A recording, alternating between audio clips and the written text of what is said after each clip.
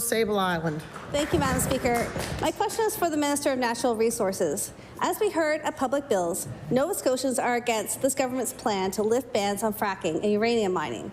This government may call them special interests, but in reality, these are Nova Scotians who are concerned about their land, drinking water, and air, and they want real economic progress across Nova Scotia.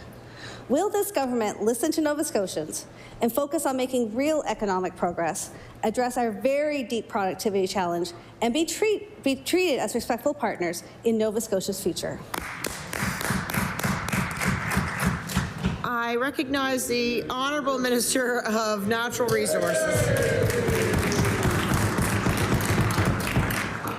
Thank you, Madam Speaker. Thank the member opposite for the question.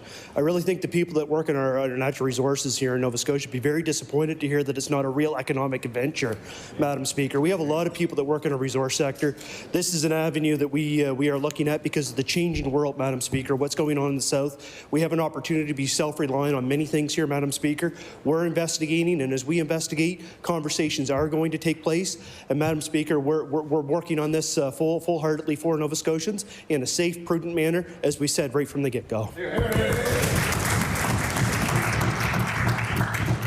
I recognize the Honourable Member for Halifax Citadel Sable Island. Madam Speaker, just a couple of clarifications. One is that I simply did not imply that natural resource development wasn't real. In fact, I've asked the Minister a number of questions about what do we know about investment, what are we targeting, how many jobs and when, what are we telling Nova Scotians? What's happening right now is not a conversation. We're telling people like name-calling and taglines. What people want, what Nova Scotians need, want, and have a right to is information and engagement. It's simply respectful.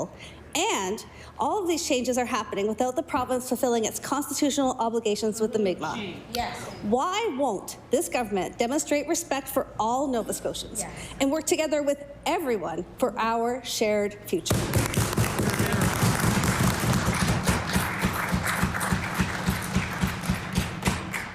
I recognize the Honourable Minister of Natural Resources.